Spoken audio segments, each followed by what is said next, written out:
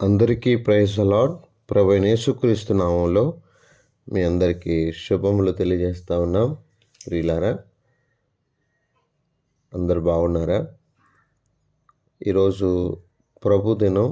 చక్కగా ప్రభుని ఆరాధిస్తూ ప్రభుని గణపరుస్తూ ఉండాలని ప్రభు పేరిట తెలియజేస్తూ ఉన్నాను. రండి, నెహెమ్యా గ్రంథం నేటి వాక్య ధ్యానం కొరకై నెహెమ్యా గ్రంథం 9వ అధ్యాయం. నెహెమ్యా గ్రంథం 9వ అధ్యాయం 5వ వచనంలో కింది భాగం. సకల ఆశీర్వచన స్తోత్రములకు మించిన నీ ఘనమైన నామము స్తుతింపబడునుగాక. ఈ నామము ఘనమైనదని, స్తుతింపబడవలసినదని ఇక్కడ భక్తులు చెప్తున్నారంటే ఆ నామం ఎంత ఘనమైందో మనం అర్థం చేసుకోవాలి. సకల ఆశీర్వచన స్తోత్రములకు మించిన ఘనమైన నామం అది.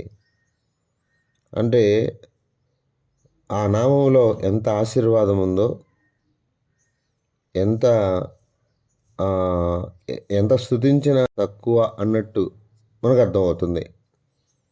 ఎందుకంటే ఆయన ఘనమైన మహారాజు. అర్థమవుతుందా? అద్వితీయుడైన యెహోవా, నీవే ఆకాశమును మహాకాశములను వాటి సైన్యమును భూమిని దానిలో ఉన్నది అంతటిని సముద్రమును వాటిలో ఉన్నది అంతటిని సృజించిన వాటన్నిటిని కాపాడువాడు. ఆకాశ సైన్యమంతయు నీకే నమస్కారము చేయుచున్నది. దేవా యెహోవా. వింటున్నారా? కాబట్టి సమస్తము కూడా, ఆకాశ సైన్యము కూడా దేవునికే నమస్కారం చేస్తూ ఉంటుండగా, నా ప్రియ స్నేహితులారా, ఈ విషయాన్ని మనం అర్థం చేసుకుందాం. దేవుడు మనల్ని చక్కగా అన్ని విధాలుగా సహాయం చేసి సృజించి అన్ని విధాలుగా మనల్ని ఆదరిస్తూ ఉంటుండగా ఆయన ఘనమైన నామాన్ని స్తుతించాలి. అక్కడున్న ప్రజలు వారు దేవుణ్ణి ఎంత చక్కగా గోనెపట్టు కట్టుకొని ఉపవాసం ఉండి ఒక జాముసేపు దేవుని మాటలు విని, ఒక జాముసేపు పాపాలు ఒప్పుకొని, ఒక జాముసేపు దేవుని ధర్మశాస్త్రాన్ని చదువుకుంటూ, ఒక జాముసేపు అట్లా దేవుణ్ణి కనపరచడానికి వారు ఇష్టపడుతున్నట్టుగా మనం చూస్తున్నాం.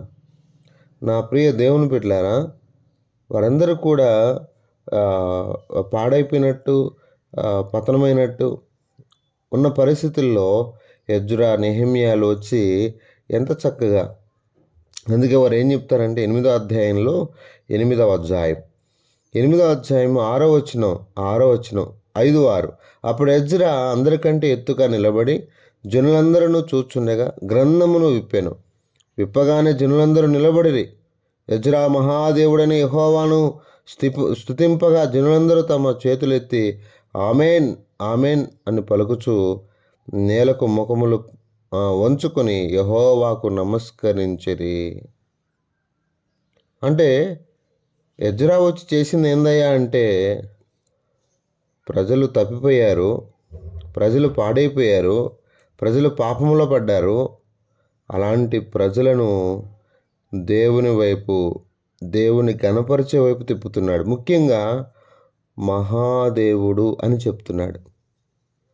అర్థమైందా? మహాదేవుడైన యెహోవాను స్తుతింపగా. దేవుని చక్కగా మనం స్తుతించడం అంటే ఏంటి?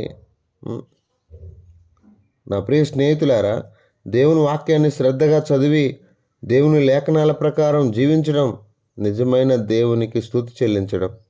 నోటితో స్తుతి స్తుతి స్తుతి అంటే కాదు.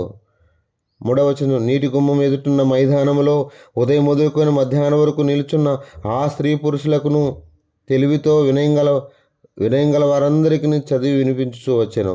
ఆ జనులందరూ ధర్మశాస్త్ర గ్రంథమును శ్రద్ధగా వినిరి. ఎలా విన్నారు?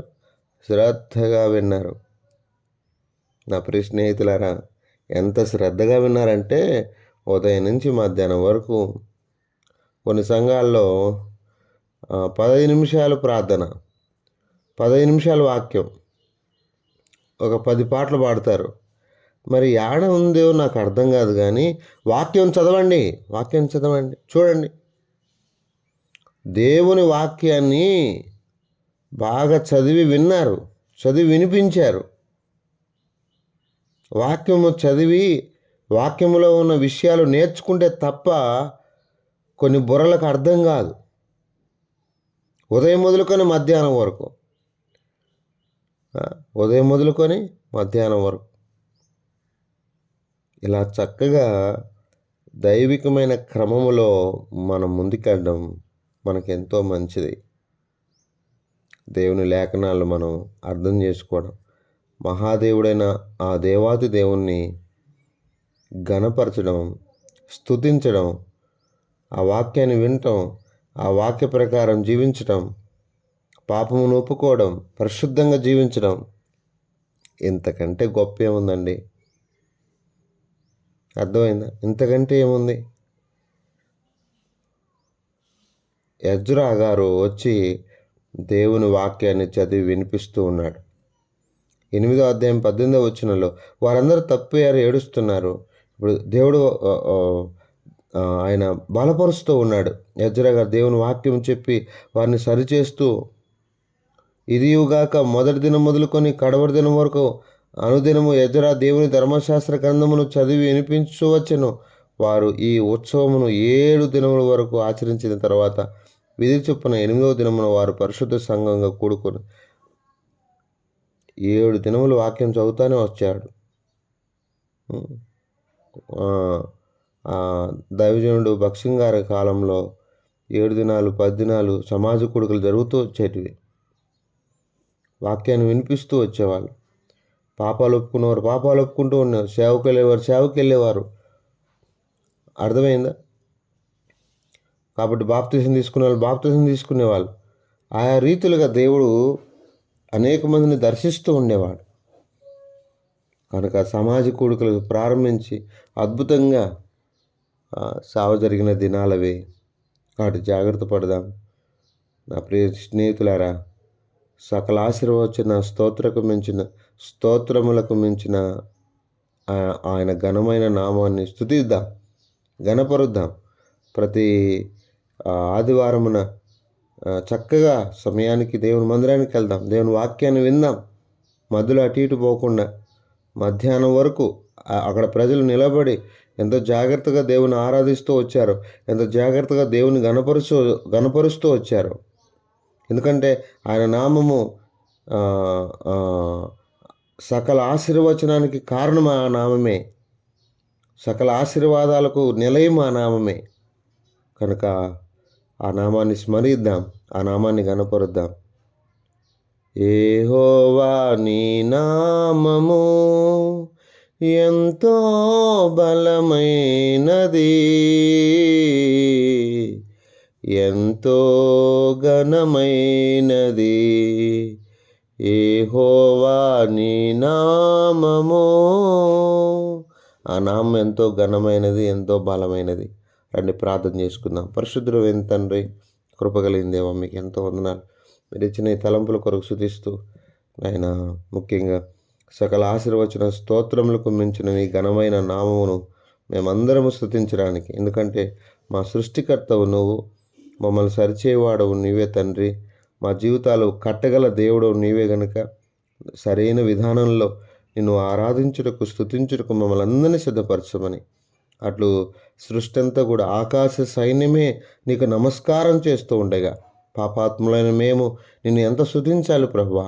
మేమందరము నీ సన్నిధికి వెళ్ళి నిన్ను ఆరాధించడానికి, స్తుతించడానికి, మా జీవితాలు నీకు అప్పగించుకోవడానికి సహాయం చేయమని, ఎజ్రా మహాదేవుడని యెహోవాను ఎలా స్తుతిస్తూ వచ్చాడో, చేతులెత్తి ప్రజలు ఎలా ఆమెన్ ఆమెన్ అంటూ పలుకుతూ వచ్చారో, అలా మేమందరం కూడా ఈ దినం నిన్ను ఆరాధించడానికి మమ్మల్ని అందరినీ సిద్ధపరచమని యేసు ప్రభు నామములో ప్రార్థన చేసి అడిగి వేడుకొనుచున్నాము తండ్రి.